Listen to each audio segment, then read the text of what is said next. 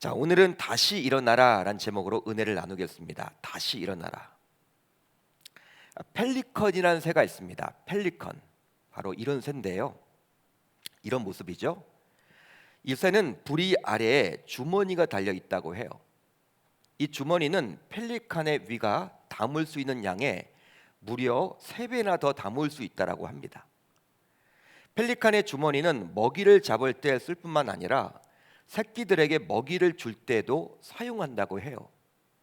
북극 지방에 햇빛이 잠깐 비추는 몇 개월 동안 먹이를 이 주머니에 저장하고 먹이를 구할 수 없는 추운 겨울에는요, 추운 날씨에는요, 새끼들에게 저장한 먹이를 나누어 주어 겨울을 나게 한다고 합니다. 그러나 추운 겨울을 지나가기 전에 먹이가 떨어지게 되면 펠리컨은 제 가슴살을 찢어서 새끼들에게 먹인다고 해요. 자신의 가슴살을 찢어서 새끼를 먹인답니다. 그러니까 저장까지 해놨는데 그것도 다 사라지면 이 새끼가 굶어 죽잖아요. 그러니까 굶어 죽지 않도록 자신의 가슴살을 찢어가지고 새끼를 먹인대요. 이게 바로 펠리칸이랍니다. 또 병에 걸려 죽어가는 새끼에게는요, 자신의 핏줄을 터뜨려 그 피를 입에 넣어준다고 해요. 참 대단한 모습이죠. 어미 펠리컨은 자신은 죽어가면서도 새끼를 위해 기꺼이 목숨을 바칩니다. 그래서일까요? 서양에서는 펠리컨을 가리켜서 사랑과 희생의 상징으로 여긴답니다. 그러니까 우리나라에서는 잘 볼 수 없는 새이기 때문에 잘 알지 못하지만 이 서양인들은요, 이 펠리컨을 사랑과 희생의 상징으로 본다라는 거예요. 미물이지만 이런 펠리컨의 모습을 보고 있노라면 인간보다 훨씬 낫다라고 할 수 있죠. 요즘 양부모에게 학대를 받다 죽은 16개월 된 정인일 사건을 보면서 많은 국민들이 분노하고 있습니다. 이 양천구에 살고 있잖아요. 양천구. 예, 우리 교회 근방에 있는 사건이에요. 펠리컨과 같은 미물조차도 자기 새끼는 그렇게 끔찍이 사랑하고 아끼는데 인간의 탈을 쓰고 어찌 그런 악행을 저지를 수가 있느냐라고 사람들은 지금 분노하고 있어요. 아무리 입양을 할때 할지라도 물론 자신이 이렇게 배가 아파서 낳은 자녀가 아닐지언정 그래도 그 핏덩어리 16개월밖에 되지 않았잖아요. 잘 웃더라고요, 아이가. 요즘에 계속 언론에 나오는 그 모습 볼 때마다 마음이 아픈데 너무나 잘 웃는 아이였어요. 어떻게 그 아이를 끔찍하게 학대해서 죽일 수가 있느냐. 참 미물보다도 더 못한 우리 인간의 모습 때문에 분노를 하게 되는 것 같아요. 그런데 더욱이 그 양부모들은 크리스찬으로서 양부는 직장조차도 기독교 방송국에서 근무를 했기에 한국 교회는 다시 한번 사람들의 입에 오르내리게 되었습니다. 코로나 상황 가운데 한국 교회가 지금 위기를 당하고 있지 않습니까? 그런데 이 사건이 또 터져가지고 역시 교회는 그래 뭐 그렇게 되어 버렸어요. 사람들 사이에서. 이렇듯 자신의 새끼를 위해서 자신을 내어주기까지 희생하는 펠리컨의 모습을 보고 있노라면 자녀인 우리들을 위해서 자신의 전부라고 할 수 있는 독생자 그리스도를 아낌없이 십자가에 달려 죽게 하신 하나님 아버지의 마음을 조금이나마 엿볼 수 있는 것이죠. 이제 말씀을 보게 되면 부활하신 이후 예수님께서는 갈릴리 바닷가로 다시금 가서 베드로를 비롯하여 제자들을 만나 주십니다. 그 내용이 바로 요한복음 21장의 내용이에요. 오늘 본문은 그 가운데 유독 베드로를 친히 만나주는 장면이 나오고 있죠. 우리가 잘 알다시피 베드로는요, 예수님으로부터 많은 사랑을 받았던 수제자였습니다. 사복음서를 보게 되면 예수님은 항상 베드로를 챙기신 것 같아요. 어디를 가든지 간에 베드로는 빼놓지 않고 항상 데려가셨습니다. 그만큼 아끼셨어요. 그리고 베드로와 독대하는 시간도 대단히 많았습니다. 다른 제자들과는요 그렇게 독대했다 뭐 그런 내용이 나와 있지 않아요. 그렇지만 유독 베드로와는 추억이 많았던 것 같아요. 그런 시간들을 많이 보냈습니다. 3년 동안의 공생의 기간 가운데 특별히 마태복음 16장을 보게 되면 빌립보 가이사랴라는 곳에서 베드로는 예수님으로부터 다음과 같은 칭찬을 받게 되었습니다. 그 내용을 우리가 한번 같이 읽어봅니다. 시작. 예수께서 대답하여 이르시되 바요나 시몬아 내가 복이 있도다. 이를 내게 알게 한 이는 혈육이 아니요 하늘에 계신 내 아버지시니라. 또 내가 내게 이르노니 너는 베드로라. 내가 이 반석 위에 내 교회를 세우리니 음부의 권세가 이기지 못하리라. 내가 천국 열쇠를 내게 주리니 내가 땅에서 무엇이든지 매면 하늘에서도 매일 것이요 내가 땅에서 무엇이든지 풀면 하늘에서도 풀리리라. 또 내가 내게 이르노니 너는 베드로라. 내가 이 반석 위에 나의 교회를 세우리니 음부의 권세가 이기지 못하리라. 우리 주님의 이 고백이거든요. 말씀이거든요. 베드로를 향한. 이 구절을 잘 보세요. 이 구절을 보시면 베드로는 주님으로부터 대단히 인정을 받고 있음을 알 수가 있죠. 인정을 받고 있었습니다. 여러 제자들 가운데 유독 베드로에게만 이런 말씀을 해주셨어요. 바로 주님의 피로 사신 교회를 위해 베드로를 친히 사용하시겠다라는 거예요. 카톨릭에서는 이제 이 구절을 가지고 초대 교황이다 베드로가, 그렇게 해서 신격화 시킵니다. 일대 교황의 베드로라는 거예요. 이걸 여러분 이 구절을 너무나 이제 신격화 시켜서 우리 주님이 이렇게 맡겼다. 이 지상에 있는 교회의 모든 통치 권한을 이 베드로에게 맡겼다라고 해서 좀 위험한 발언을 하고 있고 또 우상시합니다. 베드로를 거의. 이게 잘못이죠. 그렇지만 그런 뜻은 아니더라도 이 구절만을 놓고 볼 때 이 베드로를 사용하시겠다라는 거예요. 자신의 피로 사신 교회를 위해서 이 베드로를 사용하시겠다라고 우리 주님이 약속해주고 있는 거예요. 그렇다면 예수님은 베드로의 무슨 말을 듣고 이리 칭찬을 했을까요?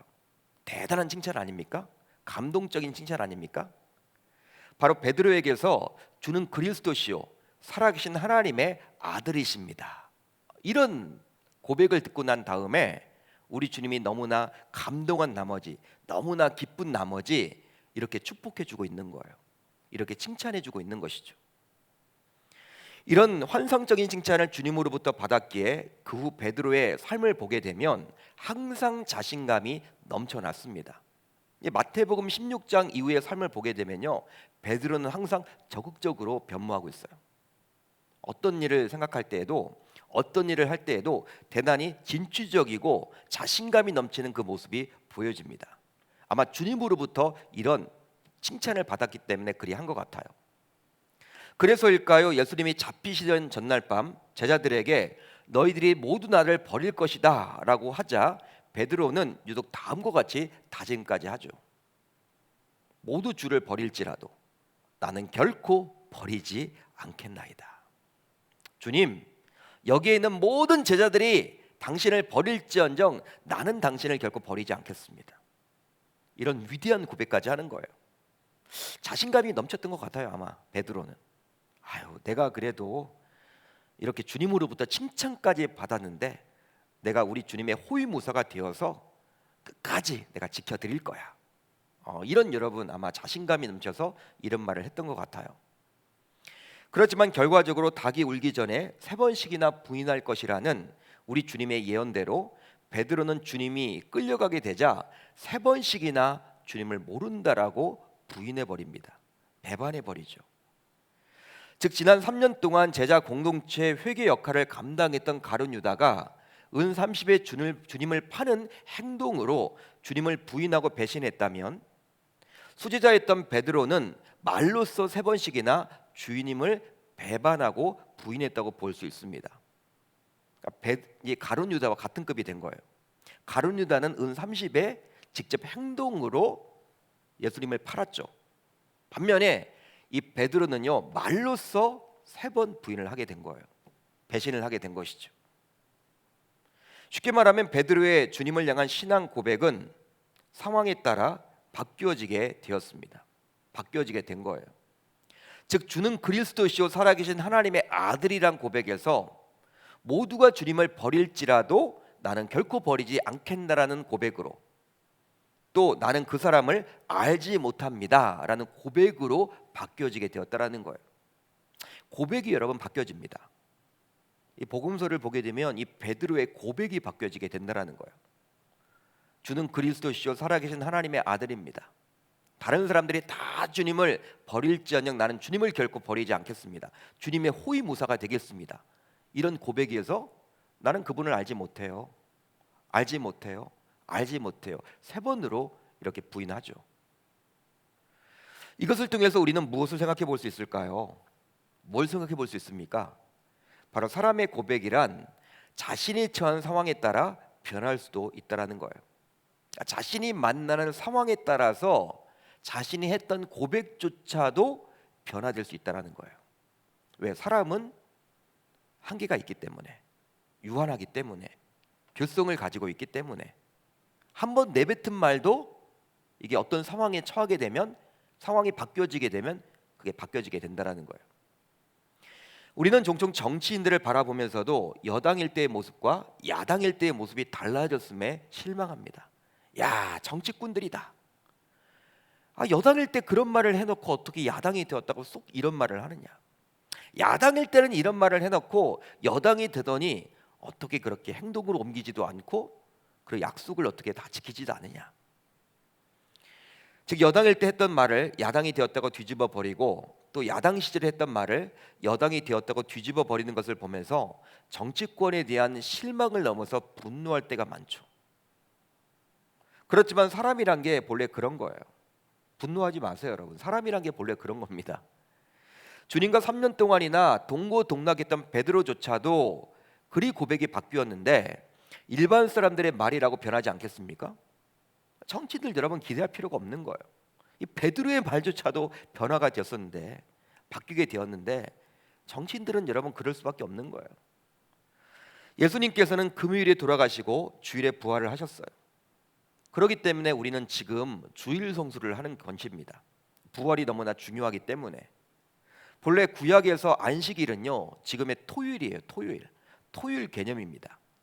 그렇지만 우리는 토요일을 주일로 섬기지 않고 안식일로 여기지 않고 지금 신약 시대에는 바로 이 주일, 일요일을 주일로 여기죠. 바로 우리 주님이 일요일 그 주일에 부활하셨기 때문에, 부활 아침이기 때문에 그날이 중요하기 때문에 예배를 하나님 앞에 드리는 거예요. 부활 이후 가장 먼저 주님이 계신 무덤에 찾아갔던 막달라 마리아를 우리 주님은 이제 만나 주셨습니다. 다음으로 다락방에 모인 제자들을 2번째로 만나 주셨죠. 그리고 오늘 우리가 살펴보고 있는 요한복음 21장에 나오듯이 예수님은 갈릴리 바닷가에 나타나신 거예요. 실제 베드로가 주님을 3번 배반한 후 닭의 울음소리를 듣고 예수님께서 하신 말씀이 떠올라서 통곡한 것이 지난 목요일 밤이었습니다. 목요일 깊은 밤이었어요. 그러니까 며칠 지나지 않았어요, 여러분. 지금 며칠 지나지 않았습니다. 그런데 놀랍게도 베드로는 며칠 지나지 않았음에도 불구하고 예수님과 같이 동역했던 3년 동안의 제자 생활을 모두 잊어버리고 다시금 본업인 어부 생활로 돌아가려고 했던 것이죠. 3년 동안에 예수님과 보냈던 추억이 있을 텐데 그 모든 것들을 어떻게 그리 싸그리 잊어먹었는지 다시금 돈을 벌러 본업으로 돌아가고 있어요. 어떻게 그리 3년 동안의 제자 공동체 생활을 쉽게 잊을 수 있는지 저는 이해할 수가 없더라고요. 말씀을 묵상해 보면서. 그래서 베드로를 비롯하여 제자들은 배에 올라서 그물을 던졌습니다. 이제 본업으로 돌아간 거예요. 그렇지만 밤이 새도록 아무것도 잡지 못했죠. 이제 날이 밝아지면서 예수님은 바닷가에 서 계시면서 얘들아 너희에게 고기가 있느냐라고 물어요. 너희에게 고기가 있느냐? 그러니까 고기 잡았느냐라고 묻죠. 친근하게 물으셨지만 베드로와 함께 배에 탄 7명의 제자들 모두 예수님인지 알아채지 못했습니다. 예수님인지 알아채지 못한 거예요. 지난 3년 동안 같이 먹고 마시고 자고 했던 제자들임에도 불구하고 예수님께서 십자가에 달려 죽었다라는 상식에 사로잡힌 나머지 전혀 예수님의 목소리를 듣고도 예수님인지 알아채지 못한 것입니다. 여러분, 우리가 목소리만 듣고도 알아보잖아요. 아, 그분이다. 3년 정도 같이 지내면요, 여러분 알아봐야죠. 목소리가 여러분 들려지면 야, 예수님이나 보다 이렇게 알아봐야 되는데 그들은 상식에 잡혀 있던 거예요. 사로잡혀 있었습니다. 예수님 십자가에 달려 죽으셨지. 그런 상식에 여러분 매달려 있었기 때문에, 그 상식을 붙들고 있었기 때문에 예수님은 이미 이 세상 사람이 아닌데 이거 누구지? 이렇게 예수님이라고는 전혀 생각하지 못한 거예요. 그러자 예수님은 어떤 말을 하십니까? 그물을 배 오른편에 던지라, 그리하면 잡으리라. 이런 말씀을 하셨어요. 제자들은 그 말을 듣고 행했습니다. 그런데 놀랍게도 많은 물고기가 잡혀서 이제 그물을 들 수 없게 되었어요. 성경을 보게 되면요, 153마리의 물고기를 잡았다라고 기록되어 있어요. 153. 우리가 153 볼펜 있죠? 모나미. 모나미가 나의 친구란 뜻입니다. 불어입니다. 모나미. 그런데 바로 그 회장님이, 그 사장님이 이 153 이름을 여기서 따서 지은 거예요. 근데 그 볼펜이 대박이 난 것이죠. 제자들은 그 말을 듣고 행하자 놀랍게도 많은 물고기를 잡았다고 제가 말씀을 드렸는데, 그제서야 사도 요한은 예수님이심을 눈치채고 주님이시라라고 외쳤어요. 주님이시다. 주님인 것 같다. 야, 주님이다라고 드디어 외쳤던 거예요. 그 말을 듣고 베드로는 허겁지겁 겉옷을 갖춰 입고 바다로 뛰어내려서 해변으로 달려왔습니다. 아마 해변에서 멀리 떨어져 있는 그러한 상황이 아니었던 것 같아요. 베드로가 이렇게 첨벙 물에 빠져서 뛰어올 정도로 가까웠던 것 같습니다. 그러니까 소리가 여러분 들렸다라는 것이죠. 예수님께서. 이렇게 해서 베드로가 육지로 와보니 놀랍게도 예수님께서는 생선과 떡을 손수 준비해 놓으셨죠. 그것도 숯불을 피워놓고 생선을 굽고 계셨습니다. 아마도 지난밤 고기를 잡느라 이리저리 그물을 던지면서 파김치가 되었고 허기진 배를 채워주고자 제자들이 여러분 배고플 거 아닙니까? 계속해서 여러분 육체적인 노동을 했을 거 아니에요. 그물을 이리 던졌다 저리 던졌다 막 여러분 시달렸을 거 아니에요. 그러니까 배가 고픈 그 허기진 배를 이렇게 채워주고자 우리 주님께서 손수 아침밥을 준비해 주신 거예요. 아침밥을. 마치 어머니처럼 말이죠. 이제 주님은 다정한 목소리로 어떻게 이야기를 합니까? 와서 조반을 먹으라고 이야기를 하십니다. 와서 조반을 먹어라. 여러 제자들에게 와서 조반을 먹어라. 와서 밥 먹어라. 밥 먹은다. 이렇게 물어본 거예요. 너 밥 먹었니? 너 지금 배고프지 않아? 어머니가 마치 자녀에게 챙겨두듯이 이렇게 여러분 지금 챙겨주고 있는 거예요. 여러분, 우리 주님은 바로 이런 분이십니다. 자신을 부인하고 배반하고 떠나버린 제자들을 위해서 손수밥을 지어서 해먹이시는 분이에요. 실제 신자임에도 불구하고 삶에서 우리 주님을 모른 척 배반하고 심지어는 주님을 떠나더라도 우리 주님께서는 당시 제자들의 밥을 해서 먹이듯이 우리들에게 친히 찾아오셔서 위로해 주시고 안아 주십니다. 그분이 바로 우리 주님이란 거예요. 즉 주님 없이 지내는 동안 외롭고 슬프고 지치고 고난해진 우리를 주님께서는 결코 모른 척하지 않으시는 것이죠. 직접 찾아오셨잖아요. 여러분, 우리 인간이라면요 이럴 수 있겠습니까? 우리를 같으면 이러지 못해요. 우리를 싫다고 배반했던 사람을 우리가 여러분 쉽게 이렇게 용서할 수 있을까요? 그분이 여러분 다가와서 용서를 구하면요 내가 용서해 줄 수 있겠다라고 하지만 우리 주님께서 먼저 찾아가서 밥까지 해 먹으면서 이렇게 여러분 할 수 있을까요? 우리 인간은 할 수가 없을 거예요. 근데 우리 주님은 이렇게 우리를 사랑하십니다. 우리를 챙겨주시고 우리를 안아주신다라는 거예요. 저는 요한복음 21장에 나온 이런 주님의 모습을 보면서 갈멜산 전투 후에 너무나도 탈진한 나머지 부엘사바까지 도망쳐서 광야로 들어가 죽기를 간청하는 엘리야를 직접 찾아가신 여호와 하나님의 모습을 발견할 수가 있었어요. 역시 열왕기상 19장을 보게 되면 하나님께서는 숯불에 구운 떡과 한 병 물을 준비하셔서 탈진하여 피곤해 지친 엘리야를 먹이고 마시도록 합니다.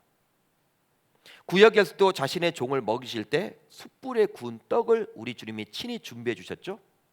신약에서를 보게 되면 예수님께서도 숯불에 익힌 생선, 자신의 제자들을 먹이기 위해서.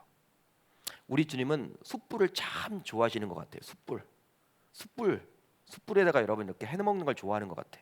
구약에서도 숯불, 신약에서도 숯불. 즉 탈나지 않도록 익혀서 먹이기까지 별하는 모습이죠. 우리 주님께서 이제 조반을 먹인 후에 그 많은 제자들을 가운데 유독 베드로에게 주님께서는 물으십니다. 오늘 말씀이 바로 그 내용이에요. 3번에 걸쳐서 묻게 되는데요. 즉 주님이 묻고 베드로가 대답하고 다시 주님께서 사명을 주시는 장면이 무려 3번에 걸쳐서 나오죠. 우선 주님은 베드로에게 어떤 말을 했습니까? 어떤 질문을 합니까? 어떻게 물었습니까? 요한의 아들 시몬아, 내가 이 사람들보다 나를 더 사랑하느냐? 이렇게 물어요. 베드로는 주님 그러하나이다. 내가 주님을 사랑하는 줄 주님께서 아시나이다. 이런 대답을 하죠. 그러자 주님은 어떤 말을 합니까? 어떤 사명을 주십니까? 내 어린 양을 먹이라. 내 어린 양을 먹이라. 이 말을 하셨어요. 그렇다면 왜 주님께서는 요한의 아들 시몬아라고 불렀을까요? 요한의 아들 시몬아. 이미 마태복음 16장을 보게 되면 주님께서는 시몬의 고백을 듣고 너무나도 기쁜 나머지 그를 칭찬하시면서 그의 이름까지도 베드로로 바꾸어 주셨어요. 바요나 시모나는 요한의 아들 시모나 같은 말이에요. 마태복음 16장에 나와 있는 바요나, 바로 요한의 아들인 뜻이에요. 바라는 단어가 바로 이 누구누구의 아들이란 뜻입니다. 그러니까 요한, 바요나, 요한의 아들 시모나 같은 뜻입니다. 여러분 그 이후에 이제 시몬은 이제 베드로로 불려지게 되었어요. 우리 주님으로부터는요. 마태복음 16장 이후를 보게 되면요, 이제 시몬이라는 이름이 나오지 않고 이제 사명이 담긴 이 베드로로 불려지게 돼요. 누구보다도 우리 주님께서 친히 지어주신 이름이기에 우리 주님이 모를 리가 없죠. 그런데 오늘 본문을 보게 되면 부활 이후 첫 독대를 하시면서 그동안 불려왔던 베드로가 아니라 주는 그리스도시요 살아계신 하나님의 아들이시니다 라고 고백하기 이전의 이름인 요한의 아들 시모나로 불렀다라는 사실이에요. 오늘 본문을 보시면 주님은 3번에 걸쳐서 질문을 하시면서 베드로가 아니라 요한의 아들 시몬으로 불렀습니다. 의도를 가지고 부른 거예요. 여러분 왜 그리 불렀을까요? 바로 이미 자신을 3번에 거쳐서 부인함으로 자신과의 관계가 모두 끊어졌다라고 생각한 베드로이기에 주님께서는 마태복음 16장의 상황으로 다시 돌아가 그 신앙 고백으로부터 다시 시작하면 좋겠다라는 의도를 담아서 그리 부른 거예요. 마태복음 16장 이전으로 돌아가서 그때 그 사건을 기억해봐라, 그거예요. 16장 이후로부터는요, 우리 주님으로부터 베드로라고 불렸습니다. 시몬이라고 불린 적이 없어. 근데 여러분 이 베드로의 입장에서는요 얼마나 황당할까요? 예수님을 만나게 되었는데 그분이 밥을 먹이더니 베드로라고 부르지 않고 요한의 아들 시몬아라고 불렀으니 오랫동안 들어보지 못했던 친숙한 이름이긴 한데 가족들이나 부르는 그 이름을 다시금 예수님이 그 이름으로 부르고 있으니 이건 뭐야 라고 처음에는 생각을 해봤겠죠. 그러다가 어떤 생각이 들었을까요? 후에는 잠시 시간이 지나자 예수님이 왜 이렇게 자신을 불렀을까를 캐치하게 되었죠. 알게 되었다라는 거예요. 그래, 마태복음 16장 주는 그리스도시요 살아계신 하나님의 아들입니다. 이런 고백으로부터 다시금 시작하면 되겠구나라고 이제 깨닫게 된 거예요. 이제 다시 한번 주님께서는 베드로에게 묻게 되었죠. 요한의 아들 시몬아, 내가 나를 사랑하느냐? 두 번째 질문을 합니다. 주님께서는 처음 질문에는 요한의 아들 시몬아, 내가 이 사람들보다 나를 더 사랑하느냐라고 물었다면 두 번째 질문에서는 이 사람들보다를 빼고 질문을 합니다. 이 사람들보다, 이들보다 나를 더 사랑하느냐? 아마도 주님께서는 베드로와 보다 친밀한 대화를 하기 위해서 이제 주변 사람들보다, 주변 제자들보다도 자신에게 집중하도록 그런 질문을 했던 것 같아요. 거기에 여러분 여러 제자들이 있을 거 아니에요. 그들에 집중하지 말고 나에게 좀 집중하면 좋겠다. 이런 여러분 의도에서 이걸 빼고 지금 두 번째 질문을 하고 있는 것이죠. 이에 베드로는 주님 그러하나이다. 내가 주님을 사랑하는 줄 주님께서 아시나이다. 그러자 주님께서는 베드로에게 이번에는 어떻게 이야기를 합니까? 어떤 사명을 주십니까? 내 양을 치라. 첫 번째 베드로에게 주셨던 내 양을 먹이라는 것과 조금 다르죠. 내 양을 치라. 마지막으로 주님께서는 베드로에게 요한의 아들 시몬아 또 묻습니다. 내가 나를 사랑하느냐? 물어요. 주님께서 세 번씩이나 내가 나를 사랑하느냐라고 묻게 되자 베드로가 근심하며 다음과 같이 대답을 합니다. 주님, 모든 것을 아시오매 내가 주님을 사랑하는 줄을 주님께서 아시나이다. 그러자 역시 이번에도 우리 주님은 내 양을 먹이라라고 이야기를 하십니다. 여러분, 왜 주님께서는 베드로에게 세 번씩이나 그다지 다르지 않은 즉 같은 질문을 이렇게 반복해서 하셨던 것일까요?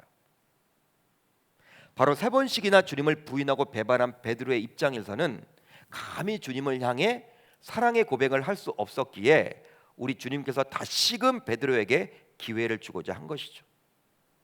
몇 번 부인했습니까? 베드로가 예수님을? 닭이 울기 전에 3번 부인했잖아요. 역시 예수님께서는 이렇게 계속 묻는 거예요. 3번 반복을 해서 묻도록 하는 거예요. 즉 베드로야, 내가 나에게 어찌했던 간에 나는 변함없이 너를 사랑한단다. 너는 나를 3번 부인했잖아. 내가 너에게 이렇게 3번씩 묻는 것은 너가 3번이나 부인했어도 나는 변함없이 너를 사랑해. 너도 나를 사랑할 수 있지? 너도 나를 사랑하지? 이렇게 물으면서 베드로가 다시금 주님을 향해 사랑을 고백할 수 있도록 배려하고 있는 거예요. 실제 베드로는 예수님을 3번 부인한 이후에 다시금 제자가 될 수 없다라고 생각한 나머지 갈릴리 바다로 와서 자신은 물고기를 잡겠다라고 합니다. 물고기를 잡겠다. 즉 본업으로 돌아가겠다라는 것이죠. 그 내용이 바로 어디 나와 있습니까? 요한복음 21장 3절에 기록이 되어 있죠. 시몬 베드로가 나는 물고기 잡으러 가노라. 3년 전 처음으로 주님께서 갈릴리 바다로 오셔서 자신을 사람을 낚는 어부로 삼아 주신다.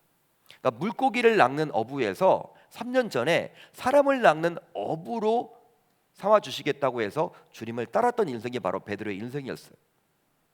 그런데 사람 낚는 어부가 되지 못하고 이제 다시금 물고기를 낚는 어부로 돌아가겠다라는 그의 모습이에요. 왜? 주님을 여러분 볼 면목도 없고 주님의 일을 감당할 수 없다라고 여겼기 때문에. 왜? 3번씩이나 부인했는데 내가 어떻게 주님의 일을 할 수가 있단 말이야? 그런데요, 주님께서는 이제 다시 베드로를 제자로 삼아서 다시금 사명을 주시는데요, 단순히 사람을 낚는 어부, 즉 전도하는 사명이 아니라 이제부터는 주님의 양을 먹이고 주님의 양을 치는 목양을 하도록 사명을 주십니다. 사명이 업그레이드 되었다라는 거예요. 놀랍게도 배신했던 그에게 한마디로 주의 진정한 제자로 만드는, 즉 양육과 훈련을 하는 사명자로 삼아 주신 거예요. 여러분, 전도를 하는 것이 어렵습니까? 아니면 전도한 자를 제자로 양육하고 훈련하는 것이 어려울까요? 여러분들에게 묻고 싶어요. 전도하는 것이 어려워요? 아니면 전도를 당한 사람을 이제 그 사람이 제자가 되도록 양육하고 훈련하는 것이 더 어려울까요? 물론 둘 다 어렵겠지만 제가 보기에는 양육하고 훈련하여 주의 제자로 만드는 것이 더 어려운 것 같아요. 실제로 자녀를 낳는 것이 어려우냐, 자녀를 기르는 것이 어려우냐, 부모에게 물으면요, 기르는 게 어렵다고 다 이야기를 해요. 낳는 것은 그때잖아. 그때뿐이잖아. 그때 아프잖아. 그렇지만 기르는 것은요 더 오랜 시간이 걸리는 거예요. 그런데 자신을 3번씩이나 배신하고 배반했던 베드로에게 직접 주님께서 찾아가 주셔서 이런 커다란 선물, 즉 사명을 주셨다라는 거예요. 그렇습니다. 주님을 향한 사랑과 사명을 잊어버리고 제자라는 자신의 정체성까지 잃어버린 베드로였지만 우리 주님은 그에게 다시금 찾아오셔서 그를 일으켜 세워 주셨습니다. 할렐루야. 할렐루야. 즉 다시금 그의 삶에 찾아와 주셔서 그를 만나 주시고 그를 회복시키고자 배불리 먹이시고 그의 사명을 다시금 일깨워 주셨다라는 사실이에요. 바로 저와 여러분들이 믿는 그리스도가 그리했습니다. 사랑하는 성도 여러분, 우리들도 베드로처럼 넘어질 때가 있고 주님이 보기에 민망할 때가 있고 고개를 들지 못할 정도로 큰 실수를 할 때도 있습니다. 우리가 이 땅을 살아가면서 주님 보시기에 참 민망한 짓을 참 많이 할 때도 있잖아요. 연약하잖아요. 실수할 때도 있잖아요. 죄를 지을 때도 있잖아요. 마치 베드로처럼. 특별히 코로나 상황이 오랫동안 지속되면서 신자라고 하면서도 직분을 가진 자라고 하면서도 말씀을 가까이 하지 못하고 기도하지 못하고 심지어는 예배조차도 소홀히 여겨서 신앙이 무너져 내린 분들도 있을 거 아니에요. 또한 말씀대로 살아내지 못해서 사업을 하거나 직장을 다니면서도 세상 사람들과 별반 다를 바가 없이 행하는 분들도 있지 않습니까? 혹시 여러분들 가운데 오늘 본문에 나오는 베드로의 모습과 같이 뜨겁게 신앙생활을 해왔던 분이 지금은 그렇게 하지 못하는 분도 있지 않으십니까?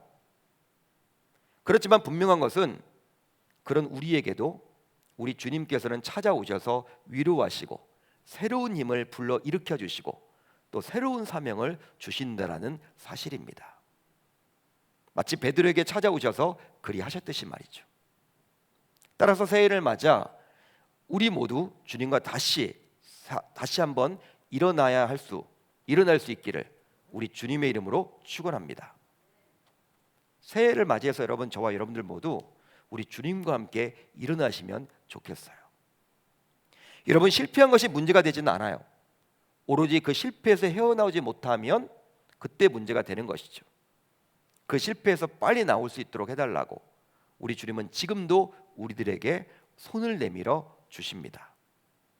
따라서 저와 여러분들 모두 그 주님의 손을 붙잡고 다시 일어나면 될 뿐이에요. 주님은 이미 저와 여러분들에게 찾아와 주셨습니다.